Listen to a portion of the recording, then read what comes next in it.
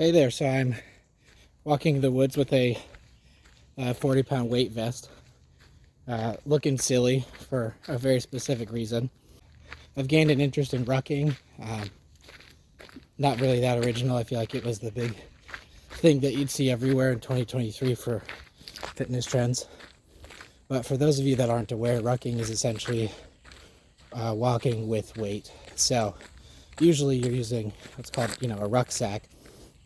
It's generally done in a military context where you have a specialized pack and you carry a moderate amount of weight for long distances. So it's literally just walking under load, doing a really long loaded carry, but having it loaded on your torso. So if you're someone like me who hasn't taken the dive and invested in a rucksack, a weight vest is a pretty good alternative because they're designed to have fairly evenly distributed weight. I like cycling as well. Cycling is a great form of cardio, but it does not have a ton of carryover to other things. And so right now, since I'm in a busy period of my life, everything I do has to be pretty generalist if I want to make sure I can actually stay in shape. So a few things to go over if you're curious about rucking. I think people are usually interested in the muscle groups that are engaged.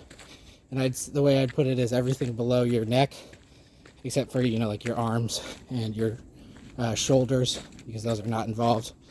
But yeah, the muscles of your trunk are used for stabilizing, and then the muscles of your lower body are obviously the driving force. That's one thing to take into consideration. I think other things to consider is what sort of zone you're working in. So rucking, I usually recommend doing it at a walking or like a fast walking pace. So running with it is, kind of defeats the purpose of having something that's lower impact than running, because that's just higher impact running. What rucking is ideal for is doing zone 2 cardio specifically.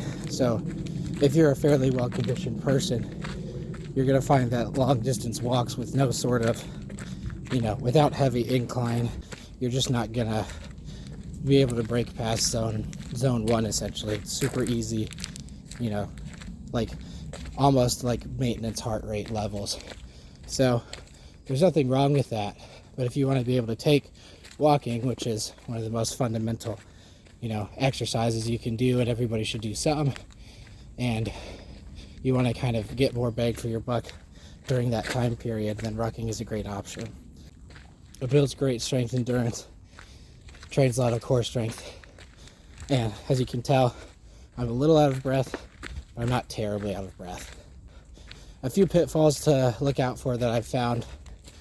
I think the number one issue people run into is the amount of weight that they decide to load on. There's a lot of stories I read of people becoming overzealous with the amount of weight they're carrying, and that just magnifies injury risk. Right now I'm doing 40 pounds, and this is plenty for me, and that's about 10% of my body weight. And for what I've read, people recommend going up to no more than a third of your body weight. Otherwise, you're just risking higher injury rates and not really being able to recover from that workload. So, and that seems to be pretty tried and true. I find that the people I've looked up who are kind of like my weight, that are advanced ruckers, are doing about 70 to 75 pounds, which is roughly a third of my body weight. So that's something to work up to. So I would say start very conservative. There's nothing lost by starting with a light weight.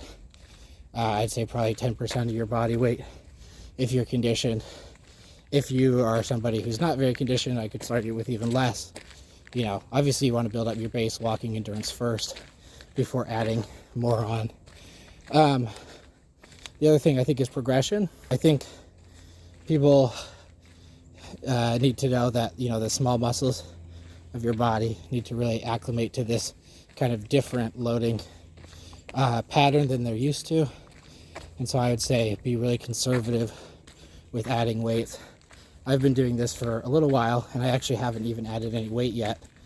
I'm just kind of increasing my speed and distance incrementally, and I really think I'm only going to add weight when I feel like I'm no longer getting anything out of this weight. that I'm working with right now. So eventually the goal is like 70 pounds or so. But then I guess if I'm still doing it, I'll take the dive and get a rucksack. But anyways, by that point, I mean, that's going to be months and months away. I'm really planning to add in like 4-pound increments and then acclimating to that for at least a few weeks before even, daring to add weight. This is one of those things where less is more. And then the third thing I've seen is that make sure you're getting weight that's evenly distributed. So either a weight vest like this, where it's designed to, be worn comfortably and is not going to like really mess up your back and mess up your hips, that kind of thing. Or ideally a rucksack that's specifically made for rucking that has been, appropriately sized in terms of the backpack straps, chest straps, and hip straps. Because rucking, it's lighter on your body than something high impact like running, but it's not light on your body. And the benefit of rucking and the downfall of it is that you're doing thousands of repetitions if you think about the number of steps you're doing. And so with that in mind, you have to be pretty conscientious of those things. And then obviously, make sure you're hydrating and doing decompression work afterwards, because you are putting your spine under compressive forces. So it's not a lot, but the amount of time that you're doing it for, you're going to start feeling it. So I always do, either an inversion table or hanging, something like that afterwards. Basically the stuff that you would do decompressing on a long hike. In terms of what rucking is similar to, I'd say, even though I think people probably use it more often as a substitute for running, it's really more like hiking on steroids. The nice thing though is that I don't have to pick a particularly challenging trail to make it challenging. I don't live in an area currently where the topography is really that hard for hiking. I say this as I approach a big hill, so must have jinxed myself. Where I live now, it's flat enough that geography is not very challenging. But when you add the ruck in, you find that it's extremely similar. And so, the idea too for this is, if you're somebody who does a lot of outdoor sports, or, just manual labor, stuff like that, this is definitely something that will be useful for you. Other things to keep in mind, I'm using a very light, emphasis on very light, hip band just to get a little bit more glute engagement. I made sure that this was like a weak enough band that I'm not doing anything to really change my stride pattern or put pressure on my ankles in a different way.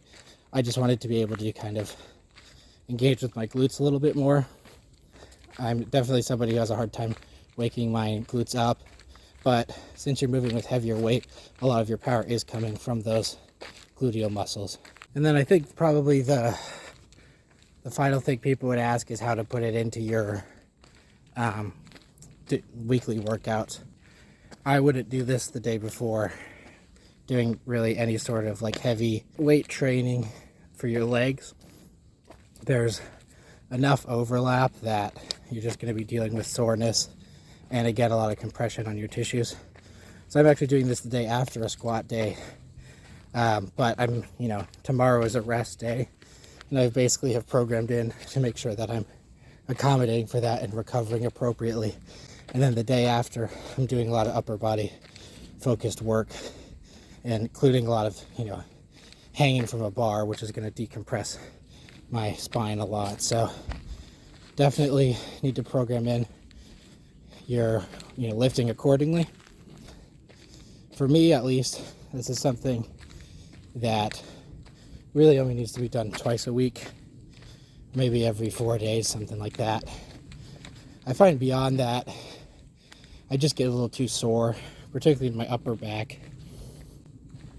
If you're somebody who doesn't do any weightlifting at all, say you're just kind of a pure calisthenics athlete, rucking would actually probably do you a lot of good, because it is a little bit of a hybrid strength training and cardio. If you're doing kind of the traditional calisthenics workouts and you want to do something that covers the rest, this is probably pretty good.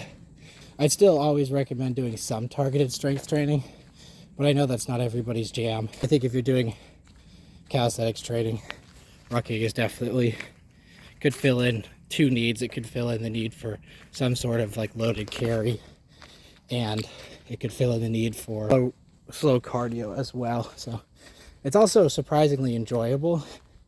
I think I'm somebody who has a hard time where if something feels too easy, I just have that athlete mentality where I just want to up the difficulty a lot. But this kind of hits you right at a level of exertion where you can sort of just chill. All I'm really doing is just walking. It doesn't take a ton of mental effort. I can kind of go on autopilot and spend some time outside as well. I would definitely recommend giving it a shot, assuming that you're injury free, and then just slowly progress from there.